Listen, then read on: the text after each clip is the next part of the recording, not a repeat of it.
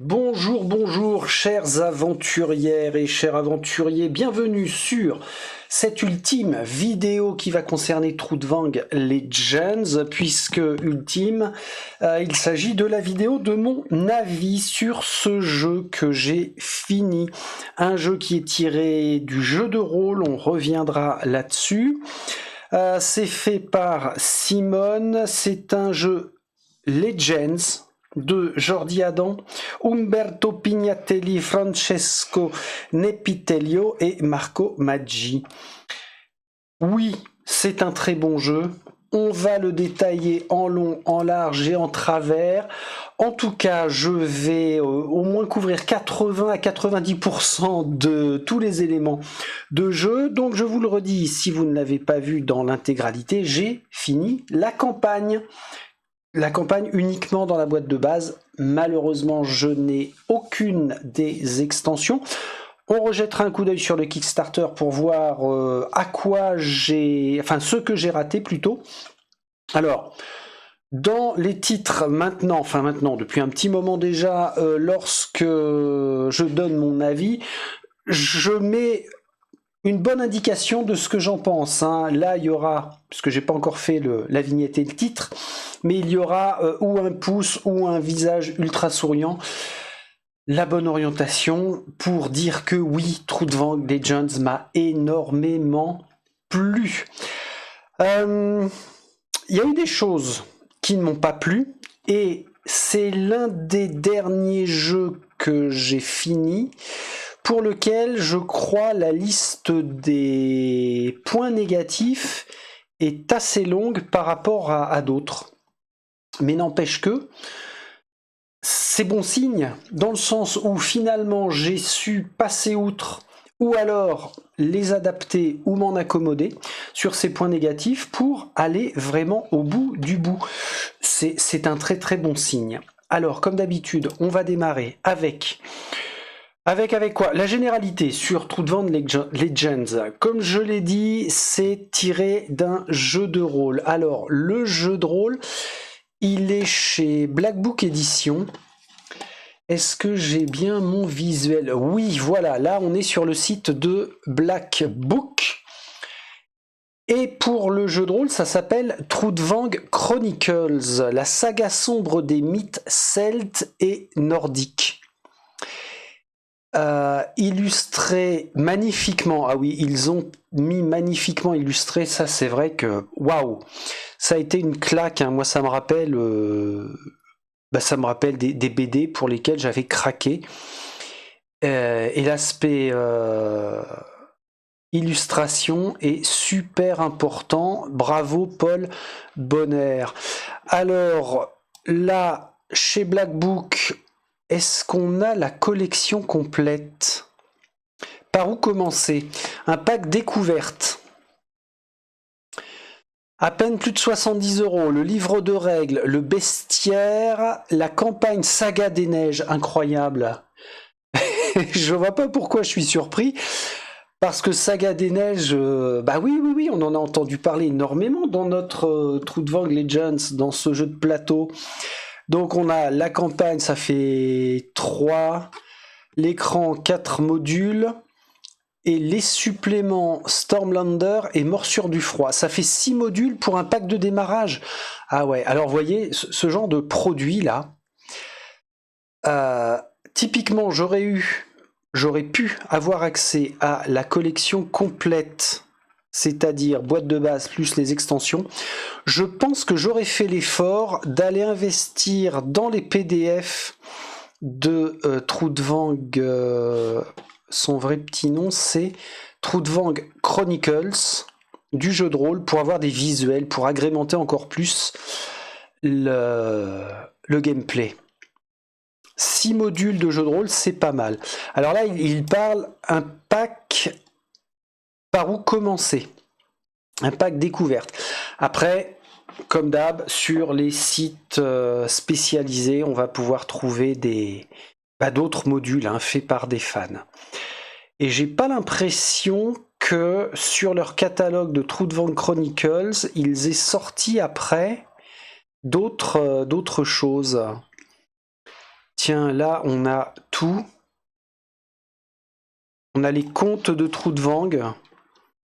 Le bestiaire, il faisait partie. Bon, bref, là, je suis en train de rêver, mais aucun intérêt, puisque le jeu de rôle, ça y est, je n'irai pas, j'ai arrêté le jeu de rôle. Par contre, qu'est-ce que c'était la campagne Troudvang Kickstarter? Si vous n'avez pas vu le déballage que j'en ai fait, on avait cette boîte de base, oui, avec tout le matériel nécessaire. Et puis, il y a bien un moment où on voit, aïe, aïe, aïe, voilà ce que l'on voit que j'ai, alors pas raté en soi, parce que ce qui coupe court à tout débat, c'est que ça n'est pas traduit en VF, et ça ne sera pas traduit en VF. J'ai eu un semblant d'espoir pendant quelques semaines, mais non, définitivement non. Bon, après, il faut jamais dire jamais, parce qu'on sait jamais, hein. On ne sait jamais. Alors, je croyais qu'il n'y avait que 2 autres extensions qui permettaient de rajouter des sagas, mais alors en fait, il y en a 3. On a Westmark, Darkwoods et Muspelheim. Après, on a du cosmétique en bas à droite avec des runes en plastique, ça aurait été très sympa à manipuler. Et puis Thorn Beast, la bête Thorn, qui doit faire référence à un des grands méchants des extensions, peut-être, ou alors une quête spécifique.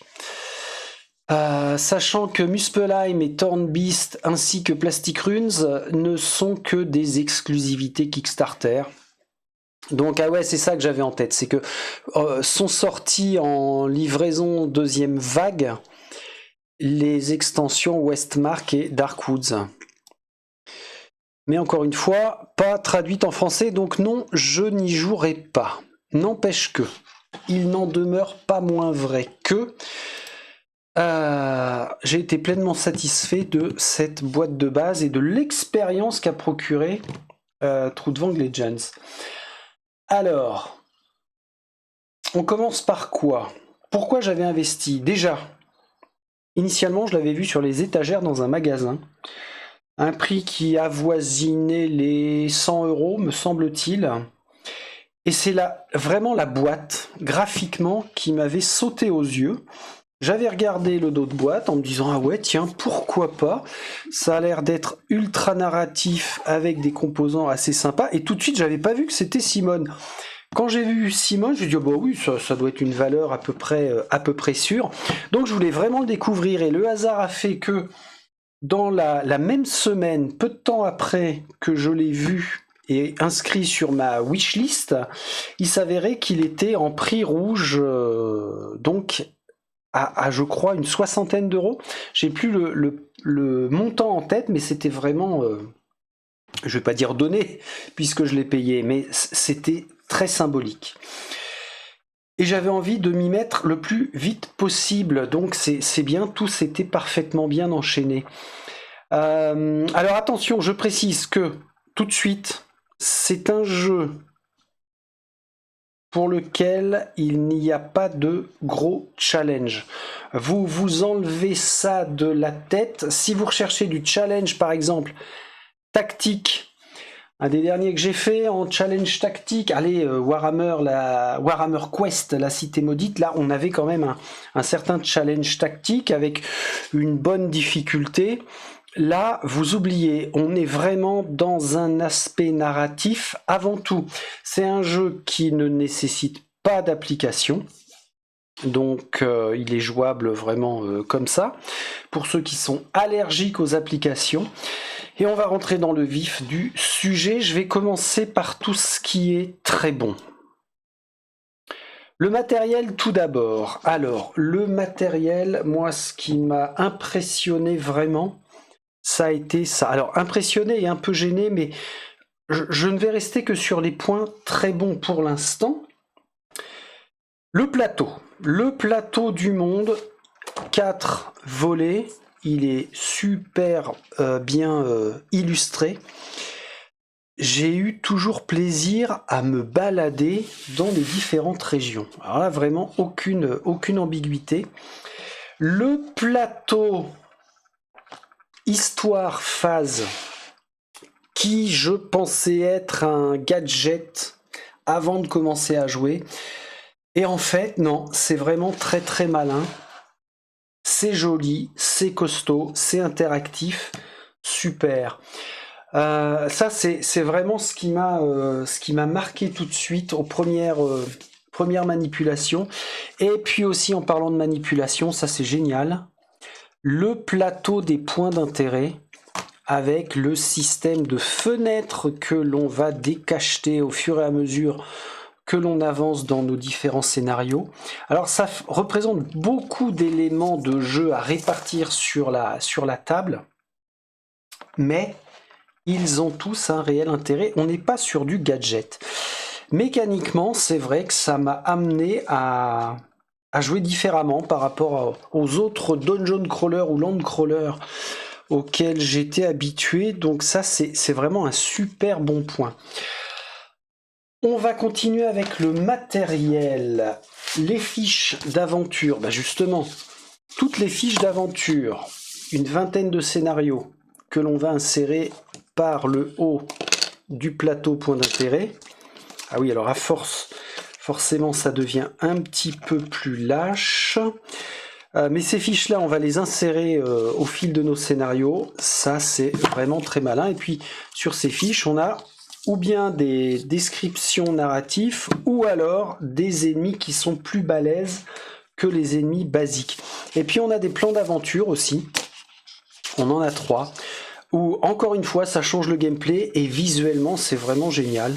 On dirait une planche de BD, encore une fois, et on va se déplacer sur vraiment le focus que l'on a à l'endroit où on se trouve, et ça change justement de la vision plutôt très éloignée que nous avons sur le plateau monde.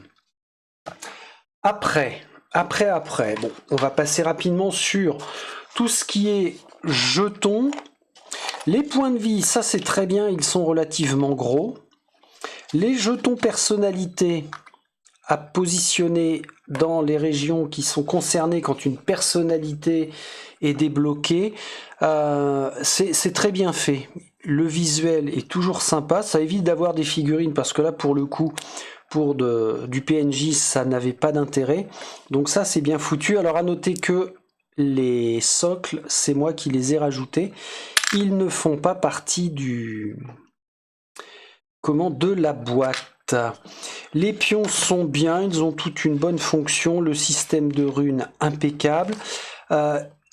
Les mentions spéciales aux pions, points d'intérêt et quêtes, parce qu'ils sont très chouettes de par la forme et au moins ils sont très gros. Ça c'est cool. On a des pions génériques qui sont bien pour représenter des ennemis élites ou pour représenter des ennemis génériques. Ça c'est impeccable. Bref, l'ensemble de tous les pions, et vous voyez, tout est là. Hein. Il n'y a rien d'autre à côté. Ça ne prend pas une place de malade, c'est facilement rangeable. Après, nous avions pour le matériel une autre mention spéciale pour le livre des sagas, qui est à la fois super joli et très bien agencé par rapport au visuel. C'est super agréable à lire. Alors moi, j'ai la chance de ne pas l'avoir trop trituré puisque j'avais fait pour la campagne les photos de chaque paragraphe pour les passer à l'écran. Donc il est resté en très bonne forme, ce livre des sagas. Le bouquin de règles, je le laisse en très bon parce que je n'ai pas eu beaucoup à m'y référer. Les règles sont relativement simples et le bouquin en lui-même est vraiment très bien fait. Est-ce que nous avions un index? On avait un glossaire. Petit bémol sur le glossaire, il manque quelques... Alors vraiment quelques, je crois que c'est seulement deux mots-clés qui auraient pu apparaître dans le glossaire et que je n'ai pas retrouvé facilement dans le livre. Mais alors sinon, mis à part ça, franchement, super bien fait. Très bien fourni en exemple. J'ai pas eu beaucoup de mal à me mettre dedans et puis à ressortir les points de règle en mémo. C'était impeccable, vraiment très bien. Qu'est-ce qu'il nous reste en matériel? Ah bah oui. Enfin voyons les cartes. Alors je suis pas très fan du format de carte, mais ça je crois que c'est dans les points moyens, j'y reviendrai. Il y a beaucoup de cartes histoire, hein. Comme je l'ai dit, c'est pas sous un aspect d'application que l'on progresse dans le jeu, mais par le biais de cartes que l'on va déverrouiller au fil de l'aventure. Ça, c'est toujours une valeur sûre. Le dos de cartes est très bien. Je vais passer tout de suite aux figurines. Nos figurines et... Ouais, alors les figurines tout de suite... Crac. Attendez, je suis en train de vérifier mon mémo, mais... Ah non, je vous parle pas tout de suite des figurines. C'est une dinguerie. Alors c'est pas évident, hein, quand on fait un avis, on a envie de dire au fur et à mesure que ça vient dans le cerveau, mais surtout pas, si je fais un mémo, c'est pour suivre ma procédure. Donc là, on reste dans le matériel qui est très bon. Ok. La mise en place. Ça, c'est un point ultra positif aussi. Le fait d'avoir des pochettes. Est-ce qu'on les voit bien? Oui, on les voit quand même assez bien. Des pochettes sur notre plateau monde et des pochettes sur le plateau histoire phase. Ça permet, quand on doit ranger le jeu, ça permet de conserver notre fil de l'histoire. Et ça, c'est super bien fait. Vraiment, c'est bien. Et pour la mise en place, allez, en quoi 10-15 minutes, vraiment grand max, ça permet de tout remettre sur la table. Il y a un autre élément que j'ai trouvé très bon, c'est concernant le choix des héros, l'équilibrage. J'avais un doute aussi sur l'équilibrage par rapport aux tests que l'on pouvait nous demander en allant piocher des runes. Chaque héros a un sac de runes qui lui est propre. Et j'avais un doute là-dessus en me disant, ouais, je sais pas, je le sentais moyen au début. Alors au début, non, pas au début du jeu, c'est avant même de commencer à y jouer, hein, la phase entre le déballage, préparation et bim, on commence à jouer. Et en fait, l'équilibrage des 6 héros qui sont fournis dans la boîte de base, on sent que c'est bien fait. Et à l'application, puisque moi j'ai joué la campagne avec 3 héros pour m'en conserver 3 en cas de rejouabilité, et bien, à l'application, oui, c'est vraiment très très bien équilibré. Ça, c'était bien. Maintenant, on va passer toujours dans le chapitre des choses très bonnes, les mécaniques. Le plateau monde, très bonne mécanique puisque on a une évolution du monde en fonction des scénarios que l'on va faire et en fonction des choix que l'on va faire. Et c'est là où on va piocher. Bah, par exemple, là j'ai un lieu de départ. Alors c'est vraiment au tout démarrage en Sylvanie. La région de Sylvanie qui est ici. Voilà. Là normalement j'ai mes 5 régions de départ. Et au fur et à mesure de nos évolutions, on va venir rajouter des cartes, voire en enlever, parce qu'une cité peut devenir rasée par l'ennemi. Bref, toute cette évolution-là, c'est agréable à manipuler et puis à voir évoluer. Les phases du plateau histoire aussi. Alors les phases, c'est ça. La colonne complètement à droite. Initialement, quand on commence, on a juste les 3 premières phases. On voyage, on fait des combats où on pioche un événement, et ensuite on peut explorer dans la région dans laquelle on se trouve. Et puis au fur et à mesure de la campagne, on va rajouter ou bien une première phase, ou bien une 5e, voire une 6e. Et ça aussi, c'est une évolution du gameplay qui est bien plaisante parce que d'un scénario à l'autre, eh ben, on va pas forcément faire toujours les mêmes phases. Sauf voyage, engagement, exploration qui sont vraiment centrales au gameplay. Mais sinon, on va avoir quelques surprises sur l'évolution. Je laisse ma main là pour que vous n'en voyez pas trop. Il faut que je pense que tout le monde n'a pas vu ma superbe campagne. Et puis aussi, évolution de l'histoire, ça rejoint l'évolution du plateau monde. On va débloquer de nouvelles cartes au fur et à mesure de ce que l'on vit. Le plateau des points d'intérêt, je reviens dessus rapidement, mais pareil, en termes de mécanique de jeu, c'est vachement bien. Parce que on ne connaît pas tout de suite, puisque les fenêtres sont cachées. Par le biais des fenêtres, ça évite de se faire spoiler. Donc c'est cool. Et la bonne surprise mécaniquement, c'est que au fur et à mesure que l'on va nous demander d'aller dépuncher les fenêtres, sachant qu'on ne les dépunche pas dans l'ordre, hein, ça c'est en fonction de notre histoire, et je vous rappelle que dans les petites fenêtres là, on a les points d'intérêt A, B, C, D, E, F jusqu'à L. Moi ce que j'ai trouvé vachement sympa, c'est que on finit un scénario en s'apercevant que finalement, on n'a ouvert que 4 fenêtres sur les 12.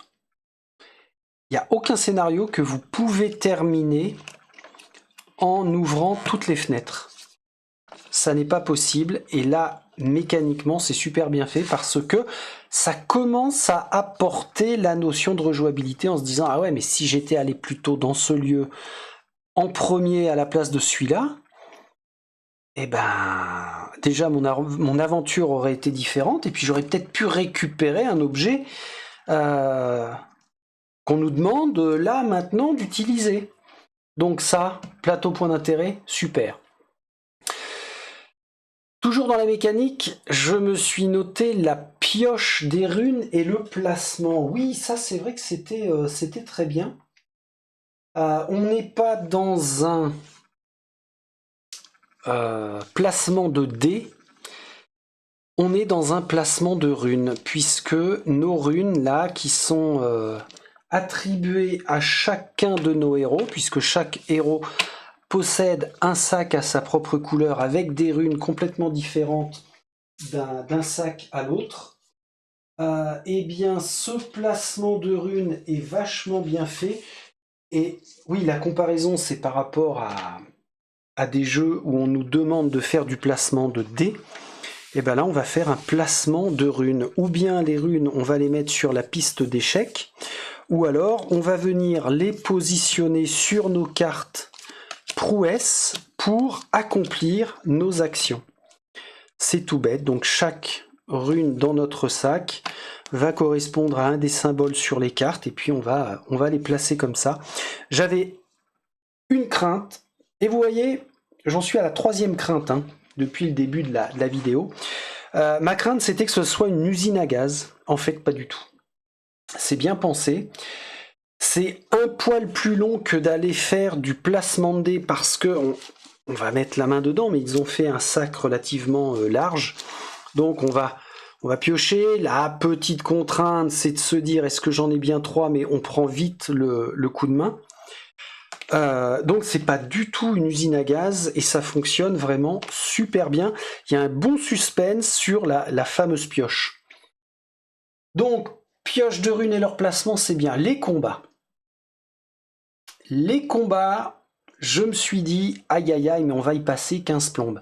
J'ai eu la très bonne surprise assez rapidement de m'apercevoir qu'un combat par rapport aux ennemis que l'on affronte vont durer 2 rounds pour les ennemis les plus faibles.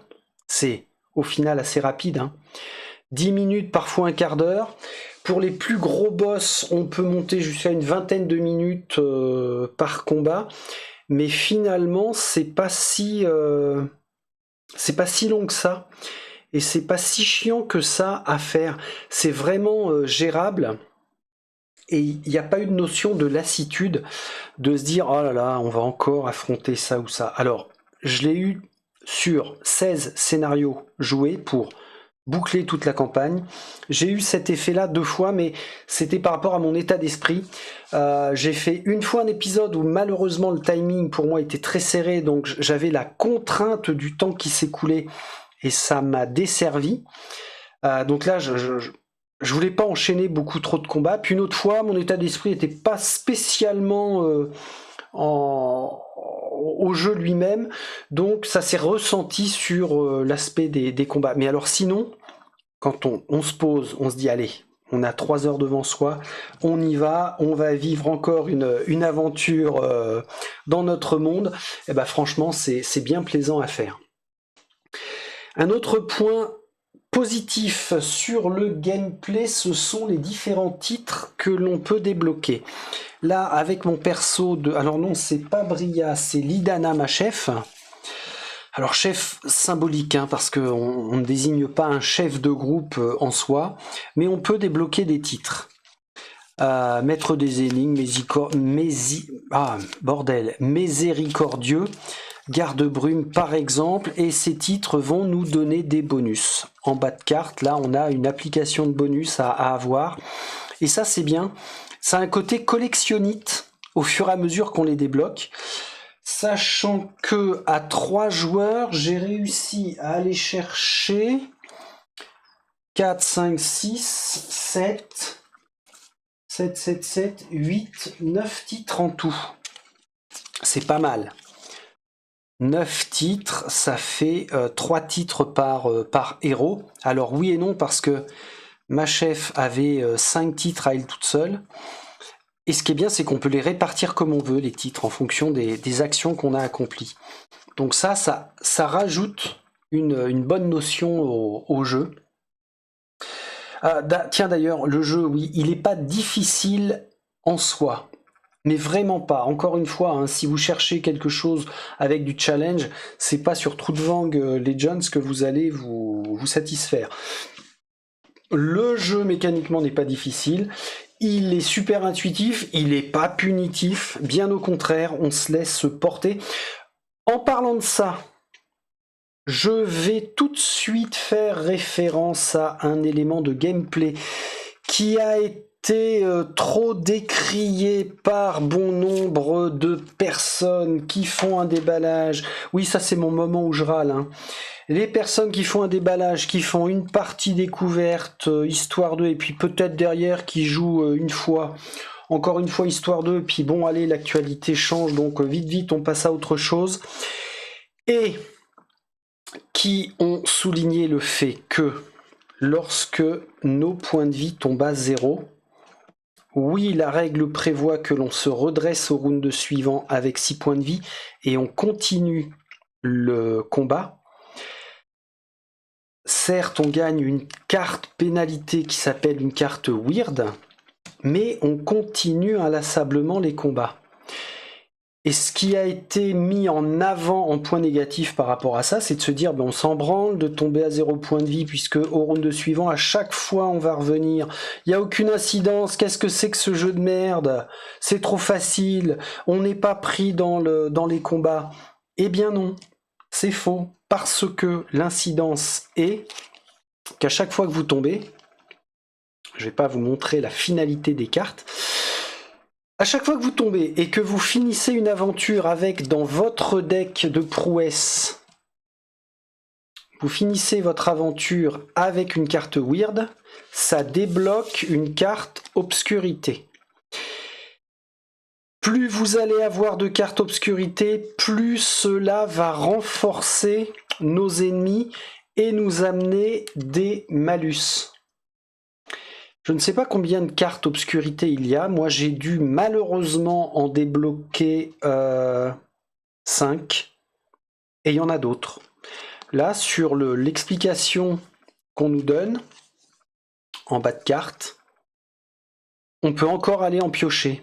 Carte numéro 161. Peut-être qu'il y a une 162, 163, 164. L'impact là-dessus veut dire que très rapidement, on se prend au jeu et à cette mécanique de dire mais il faut absolument quand même que j'évite de tomber trop souvent à 0 point de vie pour ne pas faire évoluer mon paquet obscurité trop rapidement.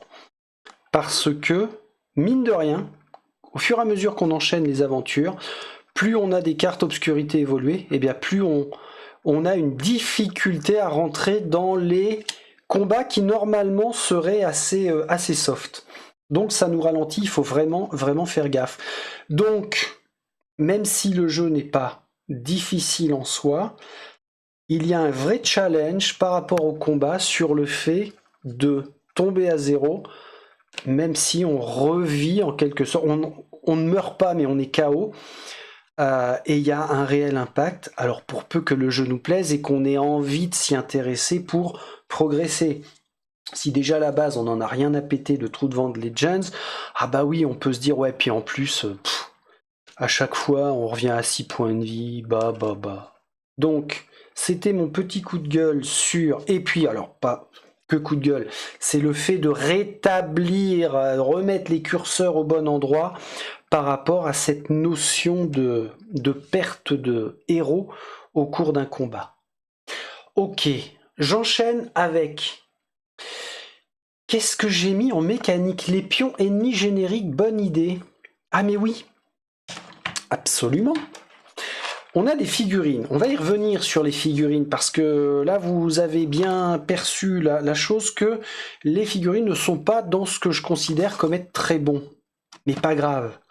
Par rapport aux figurines, on a des pions génériques pour représenter certains ennemis. Et bien ça c'est très bien parce que ça permet au final d'affronter tout ce que l'on veut. Si on nous dit qu'on va affronter une bande de marchands rebelles, paf, pion générique, on n'a pas besoin d'avoir spécifiquement des figurines pour ça. Si on nous dit qu'on va affronter des serpents géants, bim, jeton générique. Donc ça laisse une certaine souplesse et surprise au fil de nos aventures. Un très bon point. Maintenant, je vais revenir sur ce pourquoi j'avais investi dans True de Vent Legends, la narration et l'histoire. Ah bah alors là, aucune déception. Dès le premier scénario, j'étais dedans. C'est super bien écrit. Sur l'ensemble, c'est original. On a de la variété par rapport aux quêtes, avec de vrais choix à faire par rapport à ce qu'on nous propose. Et ce qui est intéressant, c'est pas seulement un ou deux choix au cours d'une seule aventure, mais ça peut aller jusqu'à 6, voire 7 choix différents au cours d'une seule et même aventure.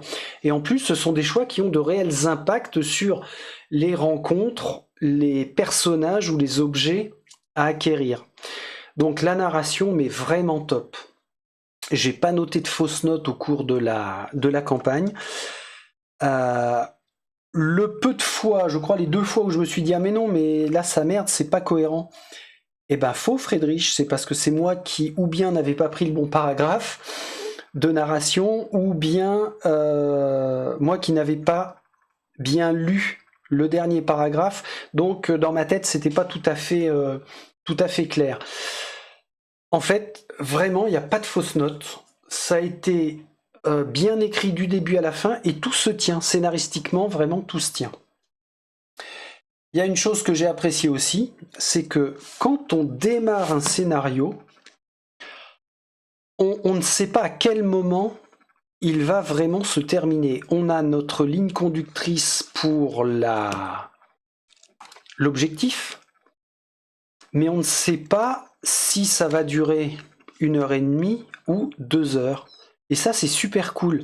Je reprends par exemple l'exemple, oui, de Fête Forge, où on savait pertinemment dès le début que on devait aller là, on avait X tours pour y arriver, point barre. Là, on se laisse porter par l'histoire du scénario en cours, et au bout d'un moment, aller au paragraphe fin. Ah ok. Bonne surprise là-dessus. Il y a une phrase qui est revenue souvent aussi dans les paragraphes de narration, c'est « si vous avez tel compagnon » ou « si vous avez tel objet, allez lire tel renvoi ». Et ça, j'ai trouvé ça absolument génial parce que moi, ça a un impact mais direct dans mon cerveau de joueur. Quand je l'ai pas, c'est de me dire « mais bordel, pourquoi on me parle de ça ? Pourquoi on me parle d'un corbeau à une patte, mais je l'ai pas? Pourquoi je l'ai pas trouvé? » Alors sachant que il se peut qu'on l'ait trouvé, ce corbeau à une patte, qui n'existe pas dans le jeu, hein, je vous le dis tout de suite. Ce corbeau à une patte, j'aurais très bien pu le débloquer au scénario 2, et puis on me demande si je le possède au scénario 5. Donc ça a un réel intérêt de choisir, de passer par tel ou tel choix, Et encore une fois, ça rejoint l'aspect rejouabilité. De nombreuses fois, et notamment avec les compagnons qu'on peut débloquer, j'ai râlé en me disant, mais où est-ce qu'il était celui-là? Je l'ai jamais vu. La crémière. Mais j'ai pas de compagnon crémière avec moi. Où est-ce qu'on a pu l'avoir? Et dans l'esprit, on se dit, mais j'ai envie d'y rejouer. Parce que je la veux finalement, la crémière. Alors l'intérêt, moi, quand je joue comme ça, c'est d'avoir mon suivi de campagne et je note les différents déblocages possibles pour me dire que oui, si vraiment j'ai envie d'y retourner, je ferai en sorte d'aller chercher ce qui m'a manqué. Donc vraiment très très bien. C'est un jeu dans lequel il y a eu des variantes. Ça, c'était aussi très bien. Alors, un jeu pour lequel on doit faire beaucoup de variantes, c'est pas forcément bon signe parce que ça veut dire que il y a beaucoup de points faibles sur les règles. Ceci dit, si on a envie de faire beaucoup de variantes pour un jeu, ça veut dire qu'on se sent impliqué, donc c'est un point positif quand même. Là, il y a une variante qui était très très bien. C'était par rapport aux pioches de runes pour faire les tests. C'est ici. Normalement, quand on fait un test, on doit piocher une seule fois cette rune.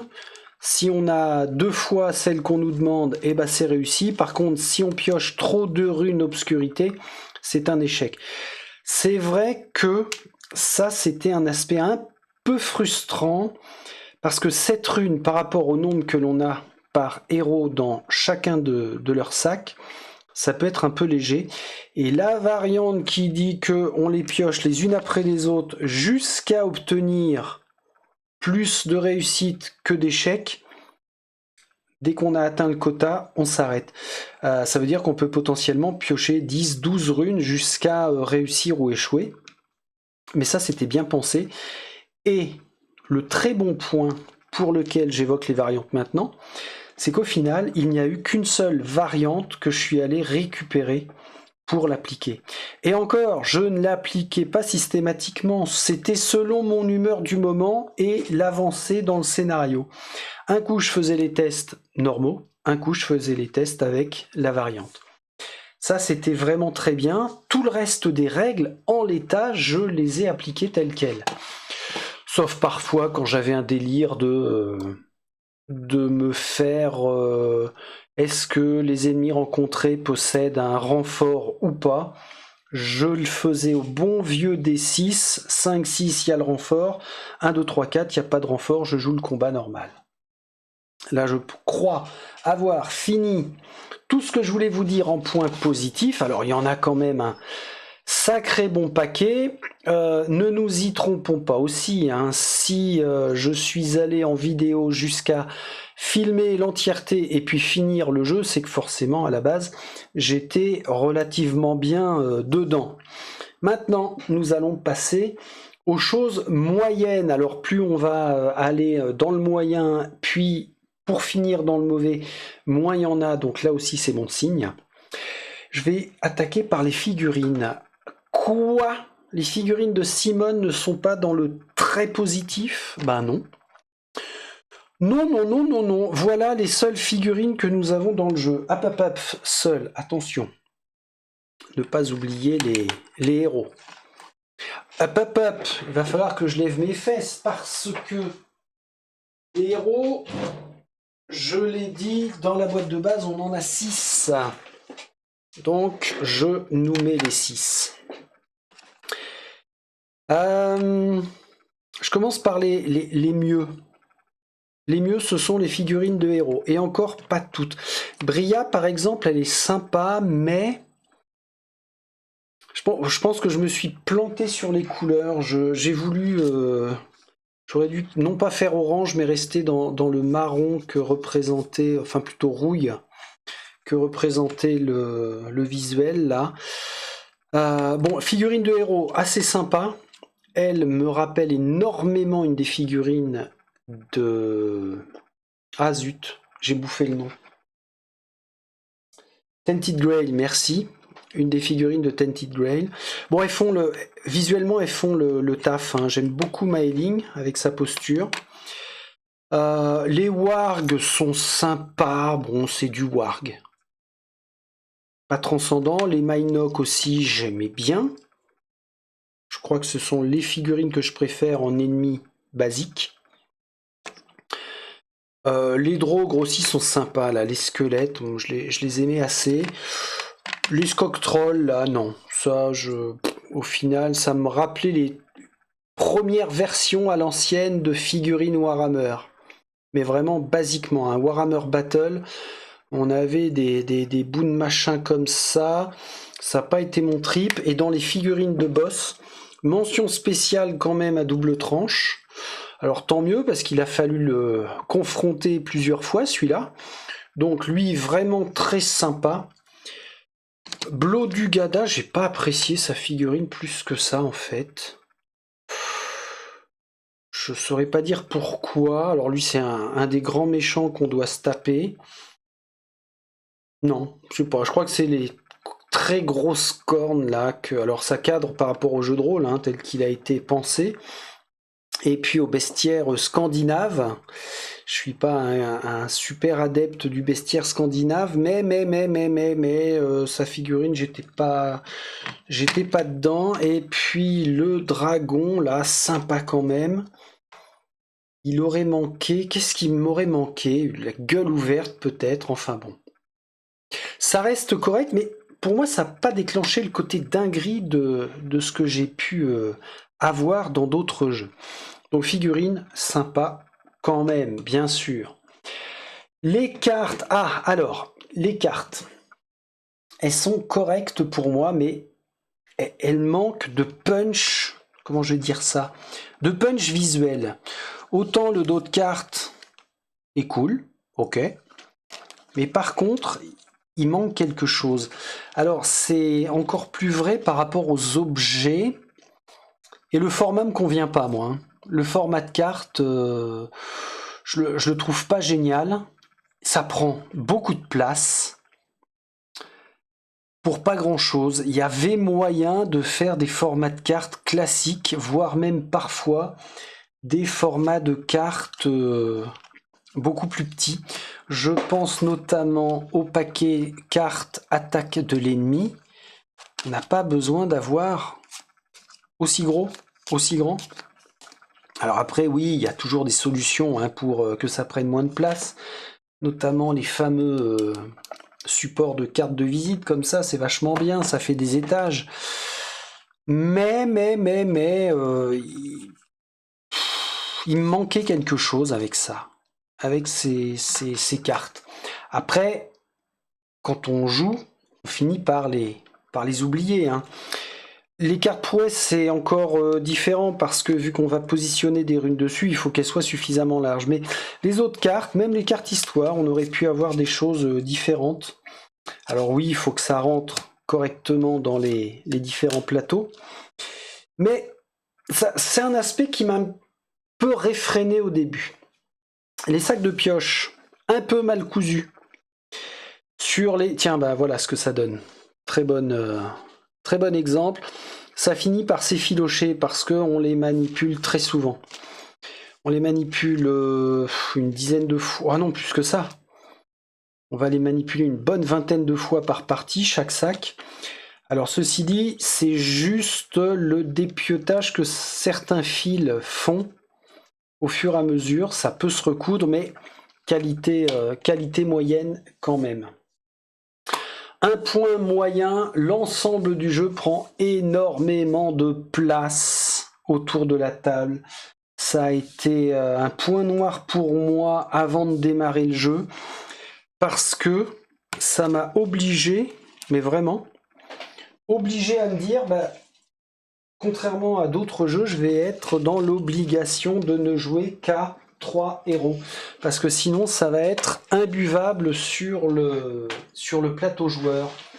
Alors quand je dis plateau joueur, j'ai l'habitude maintenant de mettre ça sur un vrai plateau pour que la manipulation soit la plus aisée et rapide possible quand je m'installe.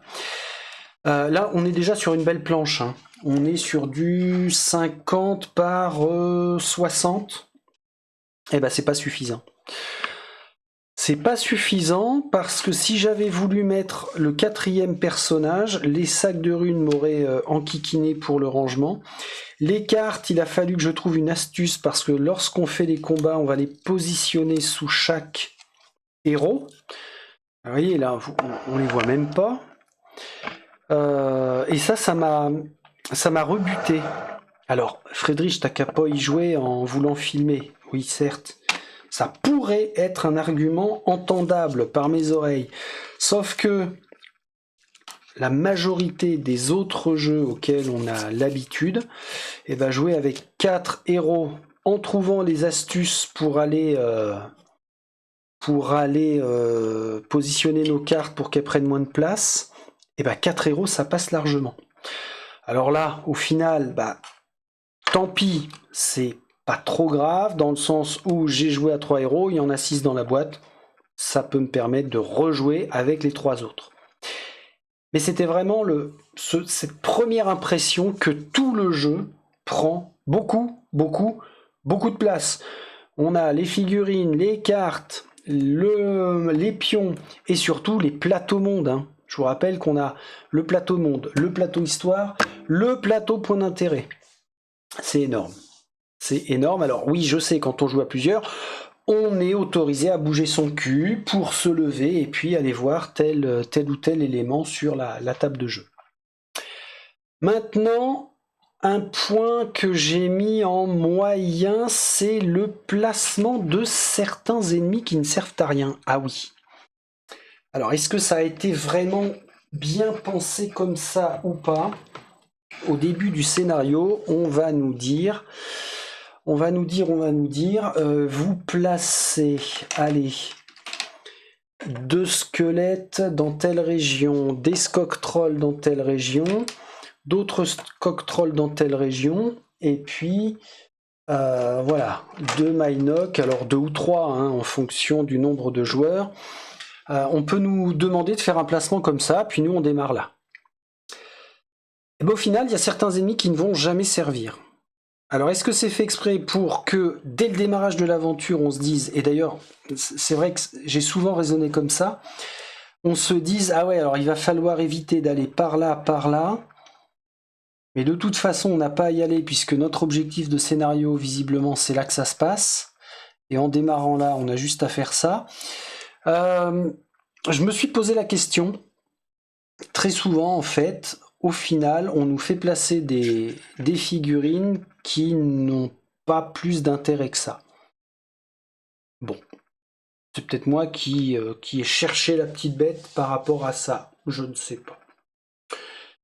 Un autre point moyen, et je crois que ce sera le dernier, les pionquettes. Alors, les pionquettes, le principe est bien en soi, ça c'est pas le problème. Il y en a 5, donc numérotés de 1 à 5 dans le jeu. Par exemple, si dans la cité de Vod, en Sylvanie, je débloque le pionquette numéro 2 qui représente un pot de miel, on va le placer sur un plateau joueur. Ok. Au cours de l'aventure, on va nous dire, si vous avez le pionquette numéro 2, vous êtes autorisé à faire ça. Seulement très fréquemment. Le pionquette numéro 2, bordel, mais c'était quoi déjà? Alors oui, je l'ai, c'est bien. Mais à quoi ça faisait référence? Dans les paragraphes de nos aventures, il n'y a pas un rappel de ce que c'est. On ne nous dit pas, si vous avez le pionquette numéro 2, entre parenthèses, pot de miel, vous pouvez faire ça. Et à plusieurs reprises, j'ai bugué en disant, bon, on nous demande de savoir si je l'ai ou pas, ben ouais, je l'ai. Donc j'applique. Et puis en lisant le paragraphe concerné, ah oui, c'est vrai, c'était ça. Mais j'aurais aimé avoir tout de suite l'élément déclencheur de dire, ah ouais, j'ai trouvé le pot de miel, donc c'est bien. J'ai eu bien fait de faire ce choix-là. Donc c'était ça, ce manque de clarté par rapport aux pionquettes. Ah oui, si, en disant manque de clarté, il y a un dernier point. C'est sur quelques effets de jeu. C'était sur quoi, par exemple? Ah, le plateau monde. Le plateau monde. Alors attendez, le plateau monde, c'est celui-là. Et parfois, on nous a fait placer des pions menaces. Voilà. Manque de clarté, ou à la fin du scénario, ou au début du scénario suivant. Je ne savais pas s'il fallait les enlever ou s'il fallait les laisser en fonction de l'évolution. Ça n'a pas été trop dommageable au final parce que le fait de les enlever n'a pas eu d'impact à chaque fois. Mais il y avait ce doute sur est-ce que je les laisse ou pas. Ça a fait patiner un peu.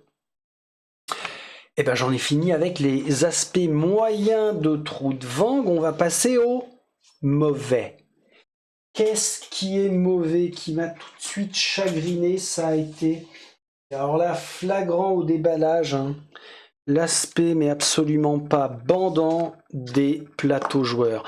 Et moi, j'ai besoin d'immersion, j'ai besoin qu'on me prenne par les yeux et non pas par la main pour m'emmener dans un monde dans lequel je vais pouvoir être immergé. Et les plateaux joueurs, waouh! Alors bon, je passe sur l'aspect simple fiche cartonnée, ça c'est pas bien grave. Mais, c'est terne, c'est morne, c'est pas génial. Je vais pas dire que ça m'a sorti de l'histoire, parce que très vite forcément on vient y placer beaucoup de choses. Mais non, les plateaux joueurs, c'est pas un aspect avec lequel j'ai pris plaisir à regarder puis à manipuler. C'est dommage. Et ça, c'est mauvais pour moi. C'est moche. Les effets mondes d'une carte qui n'ont jamais servi. J'ai noté ça. Ah oui, dans notre plateau histoire, on vient placer parfois des cartes qui ont un effet sur le monde. Il y a une carte que j'ai très longtemps jouée parce qu'elle est restée très longtemps dans mon plateau histoire, qui faisait placer des ennemis dans une région spécifique en prévision d'eux. Par exemple, à chaque tour, on mettait un troll dans les filges, et encore un, au fur que passaient les tours. À aucun moment, pendant 6 voire 7 scénarios, il y a eu un effet final dans la région. Jamais. Pourquoi on m'a fait placer autant de figurines au fil des scénarios qui se sont enchaînés pour que, à aucun moment, ça se déclenche? Est-ce que ça a été mal pensé? C'est quelque chose, un point de règle qui est passé à côté des testeurs, des concepteurs? J'en sais rien. Finalement, au bout d'un moment, je me suis dit, l'effet monde qui concerne le placement, là, j'arrête de l'utiliser, puisque il sert à rien. Bon, ça c'était pas bien. J'ai pas trouvé ça bien. Pour rester sur le plateau monde, un autre point, alors ça, je l'ai dit hein, dès le déballage, à la vache, voyez, là, je l'ai même pas eu. Et oui, j'ai un petit peu d'ongle pour aller, voilà, soulever le sleeve. Alors, il est bien intégré au plateau, hein, il n'y a aucun souci, mais pour le soulever, pour aller placer la carte sans trop l'abîmer, c'est chiant. Alors j'ai vu passer quelques commentaires qui soulignaient le fait que eux, sur leur plateau, c'était visiblement pas aussi serré que ça. Peut-être que ces calibrages d'usine, hein, certaines boîtes ont été beaucoup trop serrées. Ça, c'était un peu chiant. Après, on s'y fait, et le sachant, on essaie de faire attention. Mais si on a des joueurs un peu bourrins, je peux vous dire que sur les côtés, là, ça finit par se craquer. Même chose pour le plateau histoire phase, c'est tout aussi raide. Ça, c'était pas bien. Ah putain! Alors ça m'a fait râler très souvent. Voilà le paquet des cartes événements. 3, 4, 5. Ah ouais, ok, 10, 12, 14, 15, 16. On est sur un jeu narratif, on est sur un jeu où on va se balader beaucoup et être susceptible de faire énormément de rencontres par le biais d'événements. Pourquoi que 16? C'est nul. Ça, c'est vraiment nul. En plus, dedans, on a des événements identiques par le biais des troupes ennemies. Voilà, troupes ennemies. On en avait 4. Ouais. Le reste, ce sont des événements très, très spécifiques. Mais seulement 16 événements, c'est beaucoup, beaucoup trop peu. On retombe trop souvent sur les mêmes. Et ça, c'est chiant. Pour un jeu comme ça, où sur une seule aventure, on va être à même de se balader, de voyager beaucoup, on est à même d'aller chercher entre 5 et 10 événements. 5 à 10 événements, bah, d'une séance, d'un scénario à l'autre, ça revient beaucoup, beaucoup trop souvent. Ça aurait mérité, allez, 25 cartes, ça aurait pas été déconnant du tout. Ok. Dernier point, dernier aspect négatif pour moi sur ce Trudvang Legends, c'est que, je l'ai dit en préambule, on n'a pas d'extension en VF. Eh ben non. Alors, c'est mauvais. Là, je le mets dans la catégorie mauvais parce que j'aurais aimé avoir les extensions en VF. Eh ben non, ce sera pas le cas. Alors, ce sera pas le cas aujourd'hui, hein. Aujourd'hui, là, en 2025, on est l'été 2025. Peut-être que si il y a, je sais pas moi, rachat de licence, transfert de quoi que ce soit, ou qu'après coup, au bout d'un an, ils s'aperçoivent que les ventes ont été vraiment très bonnes pour relancer la machine, hop, ils décident de faire une traduction des extensions. Pour l'instant, non, je ne pourrai pas prolonger mon plaisir du jeu par le biais d'autres boîtes, et ça, c'est bien dommage. J'ai balayé le très positif, le moyen, le mauvais, pour s'orienter vers la fin de mon avis. On va aller voir le dos de boîte. C'est vrai que c'est un aspect auquel je m'intéresse quand j'y pense à chaque fois maintenant. C'est par rapport aux promesses. Vous savez que commercialement, on nous vend des choses qui sont des dingueries à chaque fois. Alors je veux vérifier si c'était bien vendu leur affaire. Un jeu narratif coopératif d'aventure épique, oui, alors là carrément. On peut déjà s'arrêter sur cette première portion du paragraphe. Narratif, mais carrément. Coopératif, on est bel et bien dedans. Et aventure épique, ah ouais. Ah oui, oui, oui. Là, le livre des sagas, là, m'a fait vivre des aventures vraiment impactantes pour moi. Donc très bien.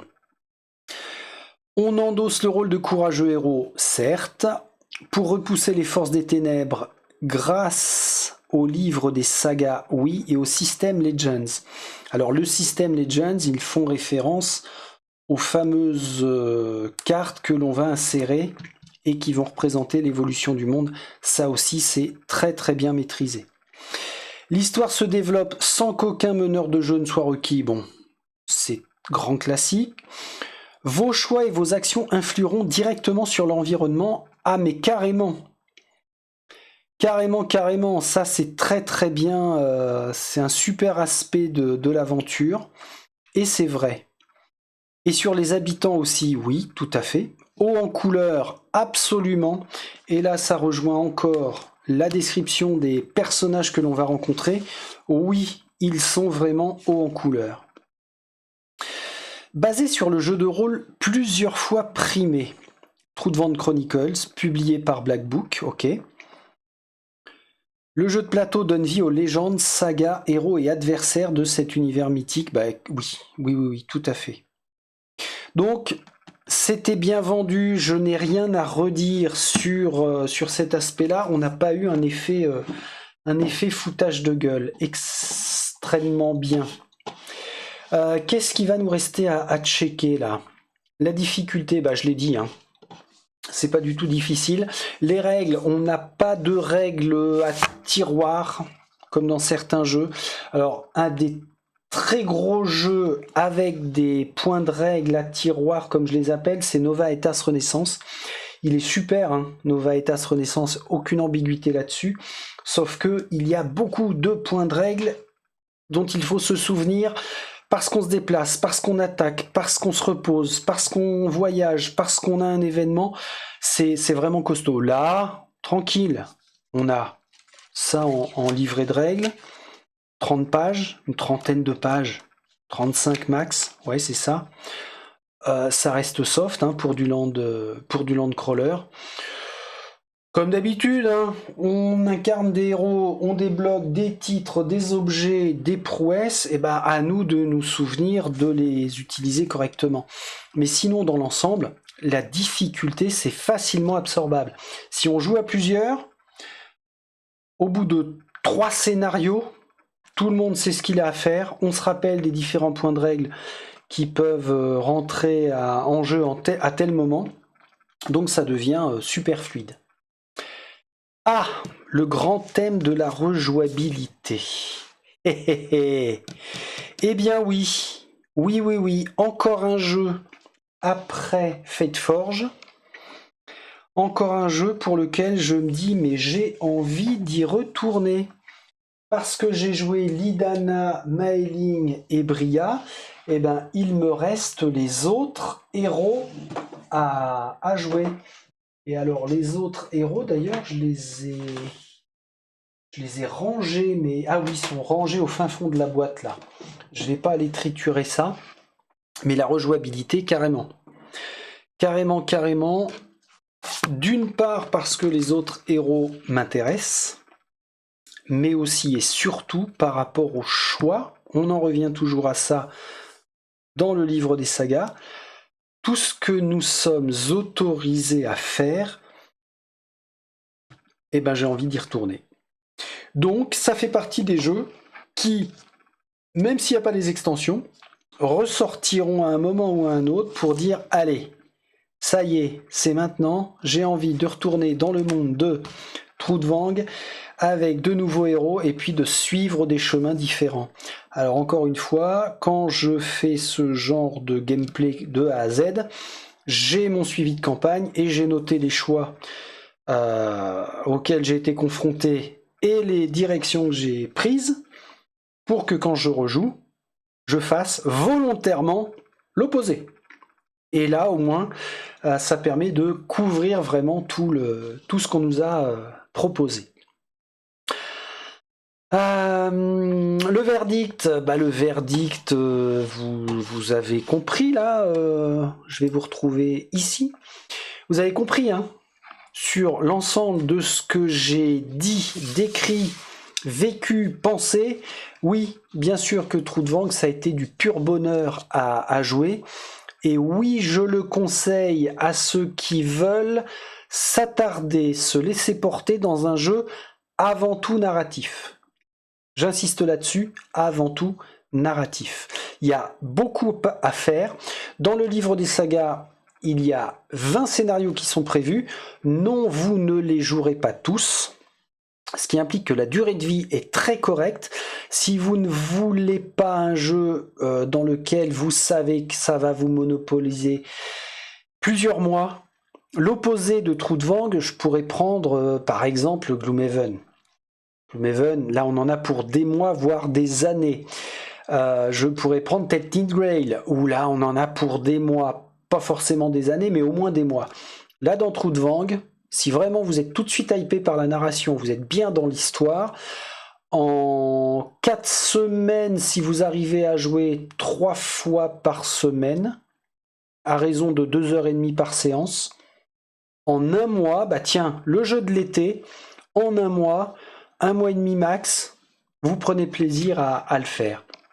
Donc ça a été une super découverte. J'espère qu'il y en aura d'autres de cet acabit. On n'est pas à l'abri. J'espère surtout que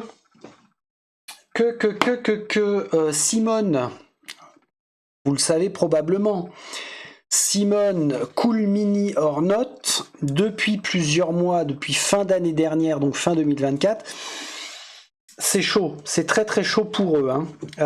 J'espère grandement qu'ils vont pouvoir passer le cap pour revenir sur des productions de ce type-là et qu'ils arrivent à survivre à leur mésaventure budgétaire. Ça, ce serait vraiment une super bonne nouvelle parce que je pense, mais je peux me tromper, mais je pense, vu de ma fenêtre, qu'ils le méritent amplement par rapport à tout ce qu'ils ont fourni en jeu depuis qu'ils existent. Ce sont des univers dans lesquels je vais allègrement. On finit sur quoi ? La suite, le petit mot de la suite, on va aller dans l'espace. Je n'en dis pas plus, vous n'êtes pas teubés quand même, on va aller dans l'espace. Alors oui, je sais, il y a plein de jeux liés à l'espace, mais j'en ai un sous le coude depuis de très nombreux mois, et c'est maintenant, on va entamer le maintenant. Ok, écoutez, merci à vous toutes et tous qui ont suivi cet avis jusqu'au bout, surtout aussi à ceux qui ont suivi la campagne jusqu'au bout. Vous pouvez prendre le temps de visualiser ça maintenant si vous n'allez pas acheter le jeu et puis vous avez envie de vous faire une petite série genre Netflix sur la chaîne, allez sur Trou de Vent Legends. Encore une fois, il y a 16 épisodes, ça n'a pas été si long que ça. Donc c'est absorbable. Allez, je vous laisse là, je vous remercie et on se dit à très vite pour d'autres avis, mais avant ça, ça veut dire d'autres gameplay en chaîne. Salut, salut!